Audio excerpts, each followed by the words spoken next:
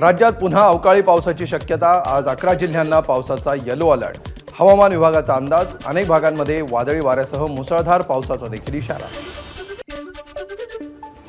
Water tanker असोसिएशनच्या संपाचा चौथा दिवस। सोसायट्यांपासून ते कंपन्यांपर्यंत संपाची झळ। अनेक सोसायट्यांमध्ये पाण्याचा तुटवडा, तर बीकेसीमध्ये काही कंपन्यांनी कर्मचाऱ्यांना दिला वर्क फ्रॉम होमचा पर्याय। बीड शहराला पुढील 15 दिवस कमी दाबाने आणि उशिरा पाणीपुरवठा होणार। बीड ते काडी वडगाव दरम्यान अमृत योजनेचं अपूर्ण काम पूर्ण केलं जाणार। नंदुरबारच्या केलापाणी गावामध्ये जायला रस्ता नसल्यामुळे आदिवासी बांधवांचे हाल।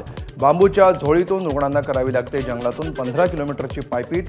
गेल्या 2 महिन्यातील बांबू झोळीतून जीवघेण्या प्रवासाची ही तिसरी घटना। सलग 3 दिवस सुट्टी आल्यामुळे कोकणामध्ये पर्यटकांची गर्दी वाढली।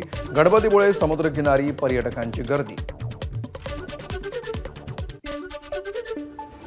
रायगडच्या पेण तालुक्यामध्ये पीओपीच्या लाखो गणेश मूर्ती तयार। मात्र पीओपी मूर्तीवरील बंदीमुळे या मूर्तींचं करायचं काय, मूर्तिकारांसमोर मोठा प्रश्न।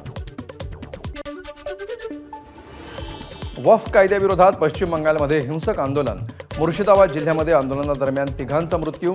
हिंसक आंदोलन करणाऱ्या 118 जणांना अटक। दंगलग्रस्त भागामध्ये केंद्रीय सशस्त्र पोलीस दल तैनात करण्याचे कोलकाता उच्च न्यायालयाचे आदेश।